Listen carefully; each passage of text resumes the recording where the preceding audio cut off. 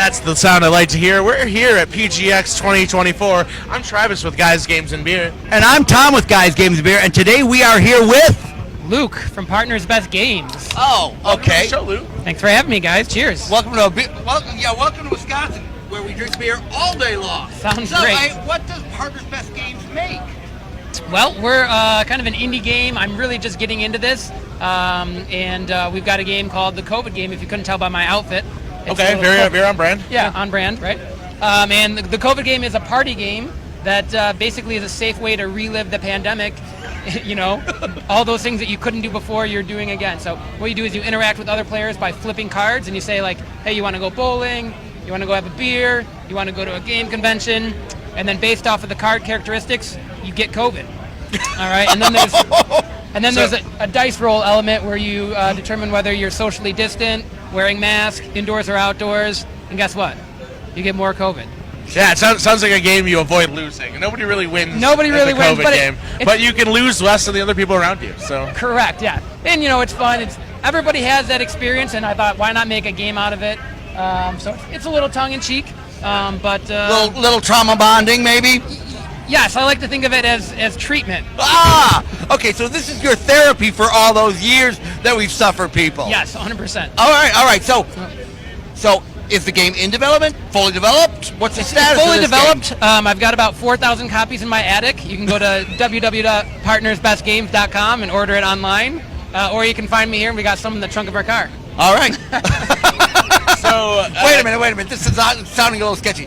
And we also have some in the trunk of our car. We also have some in the trunk of our car. So it sounds like again, it's kind of your early foray into games. What decided you kind of want to take a crack at indie development? Well, to be honest, I had a game licensed with a board game company in Buffalo, and it didn't go. It didn't go as well as I thought. So I thought, hey, I'm going to try it my own. Hell yeah! And then I realized that this is what marketing looks like. Again, yes, as you know, we are fans of a good display. I mean, you see these people walking around in full body suits and masks and everything. Great costumes. You turn heads. Yeah. So this is what marketing looks like. This is how you do it, kids. Yep. So. All right, so you're marketing the game here. Yep. How long has the game been available? Let's see. We got production in January and done a couple different conventions and stuff. Mostly small, local, regional stuff. Right. I'm based out of Rochester, New York. So when you started the game, once you actually had it developed, did you just go ahead and order a run, or did you kickstart it, or so? How did you? Get from I've got a game ready to go, now it's on the market? I took some retirement funds and I said I invested in myself and said, it's as easy as putting a Facebook ad out, but it's not. So that was a lesson I learned. Trial by fire. So details of the game, about how many people can you play up to, about how long's the play session? Yeah, 3 to 5 players works best. 6 gets a little bit slow. 3 is a little bit slow because it lasts a little longer. 6 people, not nearly as much COVID happens, so it's not nearly as fun. Because, the whole game is, as a party game, you want to keep interacting with everybody at the table. Right, so 4 or 5 is a sweet spot for this game. Yeah, 4 or 5 is a sweet spot. And, when you first learn, it takes less than 5 minutes to learn, and then you're repeating the same things. So once you've got it, half hour, 45 minutes, the first game may be a little bit longer as people are figuring it out, and then just being like, oh yeah, and then just go. And then sometimes with any game, as you start laughing and talking and getting into segues or getting a beer and drinking, and it might go a little bit longer. Good. So good party game is what you're saying. It's a great party game. All right. So you're looking for a good party game. All right. So now you've got it in the trunk of your car. Yep. You might be able to get it online at that site you gave out as well. Give that site out one more time. Yep. www.partnersbestgames.com.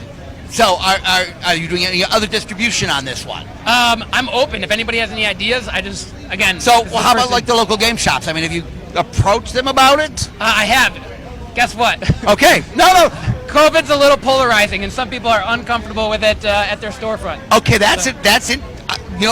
Something as far as marketing I would have never thought about. Right. I can understand where. Yeah. Yep. Okay. And I get it's one of those things that if you lost somebody, I'm very sorry. Yeah, you don't want to carry a game. Yeah. It's just it's tough, and other people who are okay with it. You got a little dark sense of humor, but everybody's a little bit different. Again, just like COVID, some people were like all about masking and social distance, and other people were like, this isn't real. We're going to just go keep living our life. So everybody's a little bit across the spectrum. So yeah, something we all experience. So 100%. So again, choosing a controversial game or a controversial subject for your game Yeah, marketing. Yeah. Hey, if Cards Against Humanity can get away with the shit they do, that's what I said. You know, if you like Cards Against Humanity, you like Pandemic. You're gonna love this game. Let the game speak for Great itself. for Thanksgiving, Don't holidays. write it off. There you go.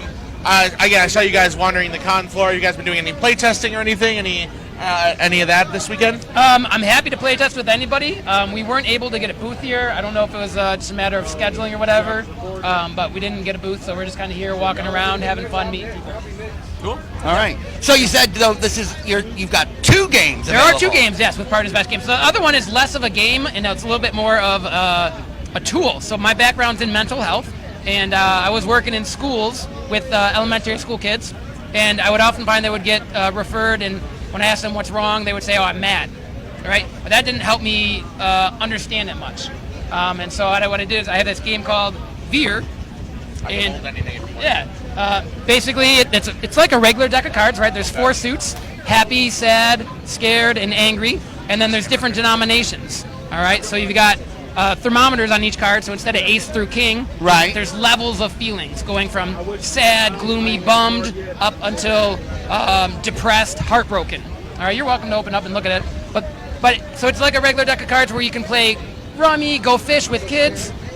And the whole point is to teach kids about vocabulary, different sizes of feelings. They got expressions on there, so you can use it and say, "Hey, make this face," and really just kind of promote communication with kids and help them solve their problems a little bit better. But while playing a regular card game. Exactly right. So less like love it. Less than like, "Hey, tell me how you're feeling," but just play this game with me, and then it naturally happens. That's very creative. That is absolutely brilliant. I love the fact that you don't have to try to introduce something new to the child to do it. It's familiar faces or familiar expressions. Yep. You can pick a game that the kid loves to play. Right. Go fish. Memory. Kids always beat me in memory. I don't understand. I should be better than them, but they destroy me in memory. But brilliant, absolutely brilliant. So now this one also available on the website? Correct. Yep. Okay. Any place else on this one? Nope. Actually, that is in Millennium Games in Rochester. But absolutely love this idea. So teachers, parents, therapists. Nice oversized cards for children's hands, so really cool that way too. Okay, I'm going to ask, because there's some design thought you put into this. Correct, yep. On all sorts of levels. Let's start with the oversized deck. Yep. So you were thinking, yep, a little bit bigger. Conscious choice there. Yep. Who did your artwork? So this artwork I actually hired because I can't draw faces. My original were a bunch of like emoticons, like smiley faces and just computer things. And I said, if I'm gonna market this, I gotta have better art. Really nice artwork on this too. Really nice artwork. My daughter on the back. Ah, yeah. And like a nephew. Yeah, that's right. It's called free labor. You know, well, they're cute. They were so happy. They're freeloaders. Oh, and they're cute. And they're cute. And they were free. I'm betting. Yeah, oh, yeah. All right. But that works out really well too. Yep. Absolutely brilliant idea Thank for a you, game. appreciate it. I really. So we talk to a lot of game developers who work in this area as well. Yeah. This is really, I love the idea again of using just regular cards, not making it a special game that you have to go through. And working with in therapy, all the products out there, I found were like too direct, right? Like tell me how you're feeling, or a game directly about feelings. I'm like, this is just too forced. Right. And so you can play war. In this one, when you play war, the lower feeling wins, right? Because you're in more control. Right. Yeah, because a lot of times kids in school get in trouble for being too excited, right? You're getting picked up for your birthday, you got something going on, they answer the question, ooh, pick me, right? And teachers don't like that.